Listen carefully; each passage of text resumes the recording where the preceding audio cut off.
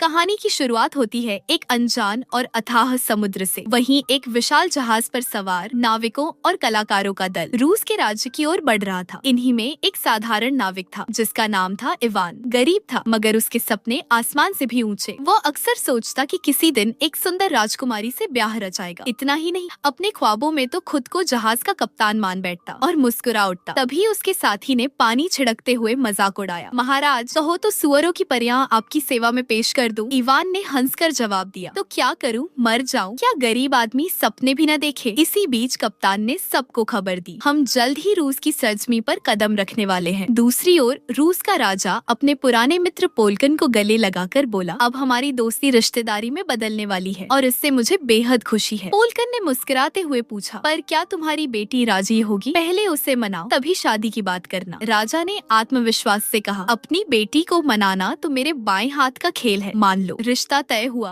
राजकुमारी Olga बेहद नटखट और शरारती स्वभाव की थी। राजा ने उसकी बच्चों जैसी हरकतों पर डांट लगाई मगर ओल्गा ने पिता की एक न सुनी। राजा झुंझलाया, मैं पूरे रूस का शासक हूँ, सब मेरी बात बिना सवाल माने चलते हैं और तुम तो कभी सुनती ही नहीं, हमेशा अपनी ही मनमानी करती हो। इसके बाद राजा ने सीधे शादी की बात छेड़ी। ओल्गा ने साफ कह दिया, मैंने पहले ही बता दिया है, मैं शादी नहीं करूंगी। मैं एक आजाद परिंदे की तरह हूँ और वैसा ही रहना चाहती हूँ, बिना किसी बंधन के। मैं सारी दुनिया घूमना चाहती हूँ, नई नई जगह देखना चाहती हूँ। राजा ने गंभीर होकर कहा, बेटी, क्या तुम्हें जरा भी अंदाजा है कि पोलकन ने मेरे और इस राज्य पर कितने उपकार किए हैं? वह अपने धन से हमारे महल की मरम्मत करवा रहा है। यह सुन पोलकन गर्व से मुस्कुराया। राजा ने आगे समझाया, उसका बेटा रोमन बेहद बहादुर और समृद्ध है। 10 देशों से शिक्षा ली है उसने, अपना खुद का व्यवसाय और जहाज भी है। तुम्हारे लिए वही सबसे उपयुक्त है। इतनी खूबियाँ सुनकर ओल्गा के होठों पर हल्की मुस्कान आई मगर हंसते हुए वह वहाँ से निकल गई। कुछ देर बाद इवान और उसके साथी महल पहुँचे जहाँ उन्हें मरम्मत के काम के लिए बुलाया गया था। इसी दौरान इवान की नजर राजकुमारी ओल्गा पर पड़ी जो एक बकरे के साथ खेल रही थी। उसकी मासूमियत और सुंदरता ने इवान का दिल मोह लिया। उसने मन ही मन ठान लिया, मैं इसी कन्या से विवाह करूंगा। ओल्गा से बात करने की चाह में इवान ने खुद को चित्रकार बताकर महल में जगह बना ली। वह चित्रकारी का अभिनय करता रहा पर उसकी आंखें केवल ओल्गा पर टिकी थी। ओल्गा ने तुरंत भांप लिया और हंसकर बोली, अगर ऐसे ही मेरी सुंदरता को निहारते रहोगे तो काम कब करोगे? इवान ने सच कबूल किया, मैं चित्रकार नहीं, एक नाविक हूँ। महल के बाहर जब पहली बार तुम्हें देखा तो अपना दिल खो बैठा। तुम्हें पास से देखने के लिए चित्रकार का रूप धर यहाँ आ गया। हाँ, यह अपराध है मगर तुमसे मिलने के लिए मैं बार बार फांसी चढ़ने को भी तैयार हूँ। इवान की सादगी और साहसिक बातें ओल्गा को भा गयी। वह मुस्कुरा उठी। फिर इवान ने नाचते गाते गीत सुनाए और ओल्गा को भी साथ नचाया। उसकी ऊर्जा ने ओल्गा का मन जीत लिया। इवान बोला, मैं नाविक हूँ, दुनिया भर की सैर करता हूँ, एक ही जगह बंद कर रहना मुझे पसंद नहीं। अगर तुम चाहो तो मैं तुम्हें पूरी दुनिया दिखा सकता हूँ। ओल्गा ने गंभीर स्वर में कहा, पहली बात, तुम मुझे जो समझ रहे हो मैं वैसी नहीं हूँ। मैं रूस की राजकुमारी हूँ, यहाँ की कोई साधारण दासी नहीं। दूसरी बात, हमारी सोच वाकई एक जैसी है। मैं भी यहाँ से निकलकर नए नए देशों में रहना घूमना चाहती हूँ मगर मुझे महल से बाहर जाने की अनुमति नहीं। इवान ने प्रस्ताव रखा, आज शाम हमारा जहाज यहाँ से रवाना होगा, अगर तुम चाहो तो मेरे साथ चल सकती हो। इसी बीच राजा आया और ओल्गा को सख्ती से समझाया, मैं तुम्हारा पिता हूँ और तुम्हें मेरे लिए रोमन से विवाह करना ही होगा। थोड़ी देर में रोमन भी महल पहुँचा जहाँ उसका भव्य स्वागत किया गया। ओल्गा की सहेलियाँ रोमन की सुंदरता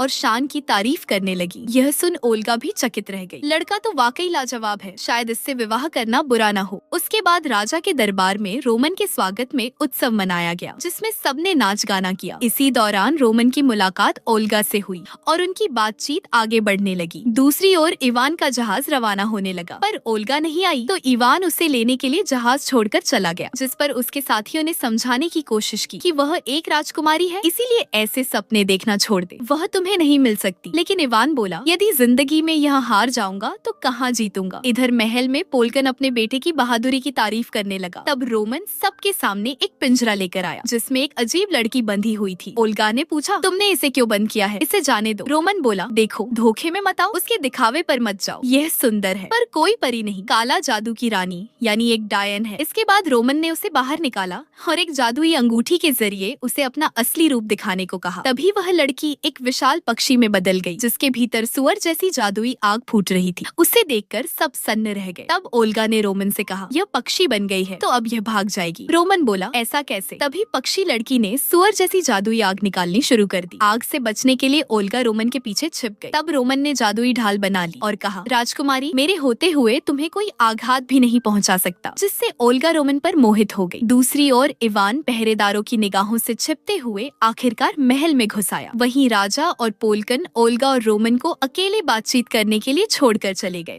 पर उससे पहले उनकी बातें चल ही रही थीं कि इवान आ गया, पर महल के सैनिक उसके पीछे पड़ गए। फिर भी वह किसी से डरकर नहीं रोका और ओल्गा के पास पहुंच गया। खैर, शरारत के लिए रोमन ने सैनिकों से उसे पकड़वा दिया, पर ओल्गा बोली, उसे जाने दो, शायद वह महल में भटक गया होगा। पर रोमन ने कहा, इसे उसी तहखाने में डाल दो जहाँ उस डायन लड़की को रखा गया है। तहखाने में इवान ने डायन लड़की से सवाल किया, तुम यहाँ कैसे आई? क्या तुम खतरनाक हो? क्या तुम मुझे मार दोगी? तुम डायन हो, इसलिए तुम्हें बंद रखा गया है। जिस पर लड़की ने कहा, हाँ, मैं डायन हूँ, पर मैंने कभी किसी को चोट नहीं पहुँचाई। डायन लड़की ने खुलकर कहा, रोमन बड़ा धोखेबाज और झूठा आदमी है, उसने अपने फायदे के लिए मुझे बंद कर रखा है। मैं तो राजकुमारी को बचाने आई थी, पर खुद फंस गई। डायन लड़की ने खुलकर कहा, तुम कुछ भी नहीं जानते, राजा कंगाल हो चुका है और उसके पास राज्य चलाने के लिए पैसे भी नहीं बचे। इसी वजह से वह अपनी बेटी ओल्गा की शादी इस अमीर रोमन से कराना चाहता है, ताकि उसका राज्य बचा रहे, वरना शत्रु देश को खबर मिलते ही वे सब हमले कर देंगे और उसके राज्य का विनाश हो जाएगा। इवान ने पूछा, यह सब तो ठीक है, पर एक राजा के पास सबसे ज्यादा धन कहाँ से आया? पोलकन के पास भी इससे अधिक धन कैसे आ गया? तब डायन लड़की ने बताया, राज्य के दक्षिण दिशा में दूर बसे एक जादुई जंगल में बहुत सारा खजाना है, वहीं से पोलकन और रोमन को इतना धन मिल गया। चुपके से ओल्गा उनके पास आई। कुछ ही देर में इवान को आजत कराकर तुरंत यहाँ से भाग जाने को कहा, क्योंकि ये लोग तुम्हें मार डालेंगे। इवान बोला, मेरे पास एक तरीका है। अरे जाओ ना,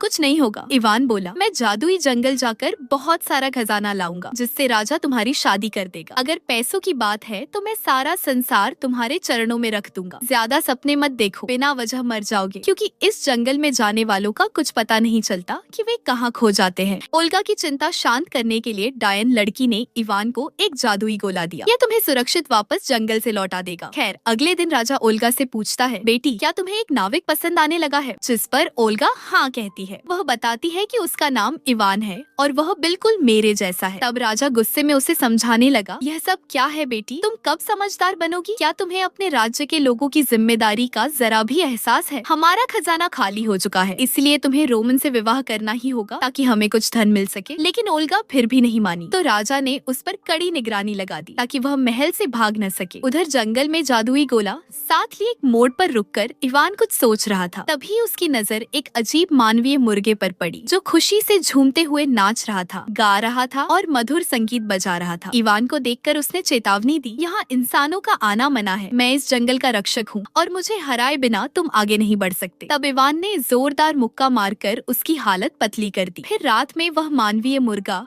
और इवान दोस्त बन गए। सुबह उसने कहा, मेरे पंख टूट चुके हैं, अब मैं उड़ नहीं सकता, इसलिए मैं भी तुम्हारे साथ जाना चाहता हूँ। पर इवान ने जवाब दिया, असल में मैं इस जादुई जंगल के खजाने की तलाश में आया हूँ, जब उसे लेकर लौटूंगा तो तुम्हें अपने साथ ले जाऊंगा। उधर महल में राजकुमारी ओल्गा बाहर निकलने का रास्ता ढूंढने में लगी हुई थी। दूसरी ओर पोलकन की गुप्त चाल का पता चला। वह अपने बेटे रोमन से बोला, तुम्हें जैसे भी हो जल्द से जल्द ओल्गा से शादी करके राजा को रास्ते से हटाना होगा, ताकि मैं यहाँ का नया शासक बन सकूं। और यह काम आसान करने के लिए मैंने पहले ही महल के मंत्रियों और सैनिकों को सोने के सिक्के देकर उन्हें अपनी तरफ कर लिया है। रोमन बोला, कोई दिक्कत नहीं है, ओल्गा मुझे अच्छा समझती है, वह पहले ही मेरी चाल में फंसी हुई है। 1-2 दिन में शादी करके सब कुछ अपने कब्जे में कर लूंगा और ओल्गा को भी रास्ते से हटा दूंगा। हालांकि पोलकन ने रोमन से कहा कि इवान को भी मार डालो, क्योंकि ओल्गा उससे प्यार करती है और वह हमारी योजना में बाधा डाल सकता है। इधर जादुई गोला झील के नीले पानी में डुबकी लगाते हुए इवान को संकेतों में खतरे की चेतावनी देता है, मगर इवान डरा नहीं, आगे बढ़ा और उसे एक झोपड़ी मिली, जिसमें काले जादू के समुदाय की डायने और उनका परिवार रहता था। तभी उनकी दादी डायन ने पूछा, ए मुसाफिर, तुम यहाँ अकेले किस लिए आए हो? तुम्हें डर नहीं लगता? इवान बोला, हाँ, आपका चेहरा थोड़ा डरावना है तो सही, लेकिन आपकी उम्र हो चुकी है, आपके पाँव कब्र में है और आप मुझे डराएंगी? मैं यहाँ खजाना खोजने आया हूँ। यह सुन झोपड़ी से एक और डायन बाहर आई और जानकारी देने के बहाने इवान को अंदर ले गई। बेचारा इवान यह नहीं जानता था कि कुछ ही पलों में वह इन शैतानों का भोजन बनने वाला है। उन्होंने उसे बेहोश कर गरम गरम तंदूर में डालने की कोशिश की, लेकिन इवान ने खुद को बचाकर पानी से भरा घड़ा भट्टी में डाल दिया, जिससे झोपड़ी में बड़ा धमाका हो गया। हालांकि डायनों ने जादू से झोपड़ी को फिर जिंदा कर दिया, उसके पैर निकल आए और वह झोपड़ी लुढ़कने लगी। दूसरी ओर महल में ओल्गा उसी पिंजरे वाली लड़की के पास पहुंची और पूछा, यह बताओ रोमन कैसा है? क्या वह सच में उतना अच्छा है जितना वह दिखाता है? डायन लड़की लड़की ने कहा, माफ करना, मैं तुम्हें कुछ नहीं बता सकती क्योंकि वह मुझे एक जादुई अंगूठी से काबू में कर रहा है। अगर मैं कुछ कहूंगी तो मारी जाऊंगी। निराश होकर ओल्गा जाने लगी। तभी डायन लड़की बोली, इवान बहुत अच्छा है और तुम भी उससे प्यार करती हो, इसलिए तुम जानती हो तुम्हें क्या करना है। कोई भी गलत कदम उठाने से पहले इवान के प्यार के बारे में जरूर सोच लेना। इधर डायनों ने इवान को बांध दिया। वे बोली, पहले हम तुम्हें मारकर खा जाते, लेकिन तुमने हमारा घर ही उड़ा दिया, इसलिए अब हम तुम्हें जिंदा ही भट्टी पर भूनेंगे और फिर बड़े चाव से खाएंगे। तभी जादुई गोला इवान को बचाने झोपड़ी में घुस आया, मगर डायनों ने उसे पकड़ लिया। उसे देखकर चौंक गई और इवान से सवाल किया, यह तुम्हें कहाँ मिली? तब इवान बोला, यह मुझे एक पिंजरे में कैद डायन लड़की ने मेरी रक्षा के लिए दी थी, पर यह किसी काम नहीं आई। अब तो मैं मरने वाला हूँ। तब डायनों ने इवान को आजाद कर दिया। ओल्गा ने डायन लड़की से पूछा, क्या तुम मेरी मदद करोगी? लड़की बोली, हाँ बिल्कुल। ओल्गा ने कहा, मुझे इवान की हालत देखनी है, क्या वह ठीक है या नहीं, वह अभी कहाँ है? तब डायन लड़की ने अपनी जादुनी शक्ति से एक तिलिस्मी शीशा खोल दिया जिसमें इवान की परछाई दिखाई दे रही थी। ओल्गा ने आश्चर्य से कहा, ये वही इवान है, ये लोग कैसे उसके बीच छिप गया? तब डायन लड़की ने बताया, ये मेरी दादी और उनका पूरा परिवार है, ये लोगों को खाना खा जाते हैं, इसीलिए इवान की रक्षा के लिए मैंने उन्हें अपने जादुई वाक्य दिए थे ताकि वे उसे न छोड़कर कुछ भी न कर सके। दूसरी तरफ जंगल में दादी डायन इवान को बढ़िया भोजन खिलाकर उससे स्नेहपूर्ण व्यवहार कर रही थी। फिर उसने अपनी पोती की तस्वीरें दिखानी शुरू की, जिनमें एक तस्वीर में रोमन भी मौजूद था। यह देख इवान चौंक उठा। उसने पूछा, रोमन यहाँ कैसे है? तब दादी डायन ने खुलकर कहा, रोमन कोई बाहर वाला नहीं, वह हमारे वंश का हिस्सा है, वह मेरी पोती का पति है। यह सुनकर इवान का मन आनंद से भर उठा। विचार करता है कि उसकी शादी नहीं हो रही है, बल्कि अब उसे दोहरा नसीब मिल गया। तब इवान ने रोमन की सच्चाई बताई, वह कोई सच्चा पति नहीं है, उसने तुम्हारी पोती को पिंजरे में कैद कर रखा है और अपने स्वार्थ के लिए उस पर नृत्य करवा रहा है। तब दादी डायन समझ गई कि रोमन ने अपनी पोती की शक्तियों का उपयोग करने के लिए शादी का नाटक किया है। इसलिए दादी डायन ने कुछ साथियों के साथ मिलकर उड़ने वाली झाड़ू पर बैठकर अपनी पोती को बचाने उड़ान भरी। वहीं बाकी बची डायनें भी रोमन से बदला लेने की तैयारी में लग गई। इवान बोला, आप इस लड़ाई में अकेली नहीं हो, मैं खजाना खोजकर आपकी मदद करने आऊंगा। फिर जादुई गोला इवान को फिर से उसी जादुई झील के पास ले आया और उसे पार करने का इशारा किया। जादुई गोला रोकने के लिए इवान पत्थरों पर आगे बढ़ा, तभी अचानक वह फिसल पड़ा। हालांकि जादुई गोला पानी से बाहर निकल गया, पर इवान को डूबता देख पाना असंभव था, इसलिए उसने अपने ओढ़े कपड़ों से मदद ली। दो पेड़ों से जकड़कर एक कपड़ा झील की ओर लटकाया। इवान तुरंत उसे पकड़कर बाहर आने की कोशिश करने लगा, पर वह छूट गया, जिससे इवान डूबने लगा। तभी उसे पानी में एक समुद्री घोड़े जैसा मरमेन दिखाई पड़ा। मरमेन ने कहा, सावधान रहो, हड़बड़ाओ मत, वरना और भी नीचे चले जाओगे। उसकी बात सुनकर इवान ने संभल कर कदम रखा तो जादुई गोले ने फिर से कोशिश कर उसे ऊपर खींचा और उसकी जान बचाई। ऊपर आकर इवान ने मरमेन से पूछा, तुम क्या हो और मेरे पीछे ऊपर क्यों आए? मरमेन ने बड़ा खुलकर कहा, हजारों साल पहले यहाँ एक नदी बहती थी जिसमें कई शक्तिशाली जल परियां भी निवास करती थी, पर जल्दी ही इंसानों को इसकी खबर लगी। उनके लालच भरे हमलों और शोषण से यह नदी सूखकर एक झील बन गई। इसलिए मैं यहाँ नहीं रहना चाहता, मैं कहीं दूर सागर में जाना चाहता हूँ। दूसरी ओर पोल्कन और रोमन ने राजा को डराने के लिए चाल चली। दोनों ने अपना सारा सामान उठाकर वापस जाने का दिखावा शुरू कर दिया, जिससे राजा घबरा उठा। उसने ओल्गा से कहा, अगर ये दोनों यहाँ से चले गए तो हमारा पूरा राज्य तबाह हो जाएगा। बेटी, हमारी परछाई बस इन्हीं पर टिकी है, वे यही सब कर रहे हैं सिर्फ तुम्हारी वजह से, क्योंकि तुम एक मामूली नाविक से प्यार कर बैठी हो। तुम रूस की राजकुमारी हो, इस राज्य और अपने पिता के ताज को बचाना तुम्हारी जिम्मेदारी और राजधर्म है। ओल्गा किसी भी कीमत पर रोमन से विवाह नहीं करना चाहती थी, पर अपने पिता की बातें सुनकर वह मजबूर हो गई और शादी के लिए मान गई। पोल्कन और रोमन बहुत खुश हुए क्योंकि उनकी चाल सफल रही। राजा ने 2 दिनों बाद उनकी शादी की घोषणा कर दी। उधर जंगल में मरमेन इवान के साथ बैठकर बातें करने लगा कि जब यह जगह नदी थी तो यहाँ कई जहाज गुजरते थे, पर कुछ जहाज डूब जाया करते थे। उनसे निकला खजाना धीरे धीरे झील में जमा हो गया। यह सुनकर इवान हैरान रह गया और मरमेन से पूछा, तो अब वह खजाना कहाँ है? इस अवसर का फायदा उठाते हुए मरमेन ने एक शर्त रखी, मैं तुम्हें खजाने की जगह बताऊंगा अगर तुम मुझे समुद्र में छोड़ दोगे। इवान बोला, मुझे कोई दिक्कत नहीं है, पर तुम इतने भारी भरकम, मोटे और गोल हो, तुम्हें मैं कैसे उठाकर समुद्र में पहुँचाऊंगा? सोचकर देखो, मैं तुम्हें मना तो नहीं करूंगा, लेकिन यह असंभव लगता है। मरमेन बोला, यह कोई साधारण झील नहीं, इसमें गहरा जादू है, यही मेरा घर भी है। उसने झील से कहकर एक जादुई बक्सा निकलवाया। फिर इवान से कहा, जो भी वस्तु तुम बनाना चाहो यह बक्सा अपने आप जादू से तैयार कर देगा। इवान ने उत्तर दिया, मैं चाहता हूँ कि इसकी मदद से एक उड़ने वाला जहाज बनाऊं, ताकि मेरा कप्तान बनने का सपना भी पूरा हो और तुम्हें समुद्र तक पहुँचाने का वादा भी निभा सकूं। मरमेन ने समझाया, यदि तुम्हें उड़ता जहाज चाहिए तो पहले उसका चित्र बनाओ। जैसे ही इवान ने चित्र खींचा, बक्से से असंख्य औजार निकलकर हवा में उड़ने लगे। लेकिन इतना विशाल जहाज अकेले बनाना उसके लिए असंभव था, इसलिए उसने मानव मुर्गे को पुकारा। वह भी मदद को आ गया। फिर भी काम पूरा करने में बहुत समय लग रहा था। तभी उनकी सहायता को बाकी डायने भी पहुंच गईं। सबने मिलकर अथक परिश्रम किया और शीघ्र ही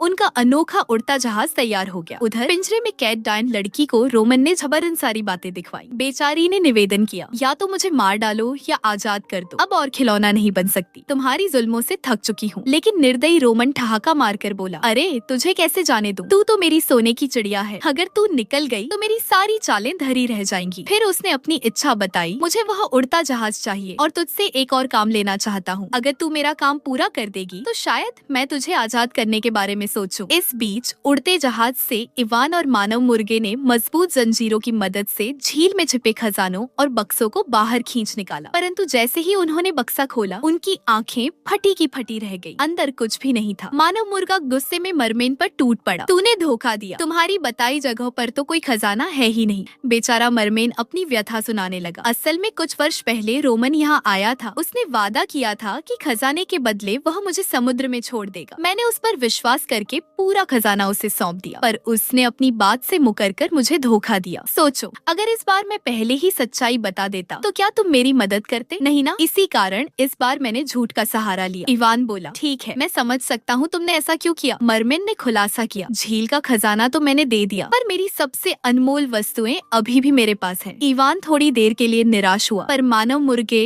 और मरमेन दोनों ने उसका हौसला बढ़ाया। हम अंतिम सांस तक लड़ेंगे। रोमन और पोल्कन को सबक तो सिखाना ही है। कुछ देर बाद महल में राजकुमारी ओल्गा शादी की तैयारी में सज रही थी, पर उसका मन उदासी से भरा था, क्योंकि यह विवाह वह मजबूरी में कर रही थी। तभी उसे आसमान से उड़ते जहाज की आहट सुनाई दी। खिड़की से झांका तो देखा इवान और उसके साथी जहाज लेकर महल की ओर बढ़ रहे हैं। रोमन पहले से युद्ध की तैयारी कर चुका था। उसने सैनिकों को हमला करने का आदेश दिया। खतरे को भांपकर इवान जहाज को ऊंचाई पर ले जाने लगा, पर सैनिकों ने रस्सियों से जहाज पर फंदे फेंककर उसे नीचे खींचना शुरू कर दिया। उड़ता जहाज बुरी तरह फंस चुका था। इवान की मदद करने के लिए सभी डायने अपनी उड़ती झाड़ुओं पर सवार होकर पहुंची और सैनिकों का संहार करने लगी। फिर भी कुछ सैनिक रस्सियों से चढ़कर जहाज में पहुंच गए और इवान पर टूट पड़े, पर इवान ने सबको धूल चटा दी। कईयों को तो जहाज से नीचे ही धकेल दिया। रोमन को जल्दी एहसास हो गया कि इस तरह वह जीत नहीं सकता, वह हार रहा है। इसलिए उसने जमीन पर खड़े सैनिकों से कहा कि नुकीले बड़े बड़े तीरों वाले फंदों से हमला करो।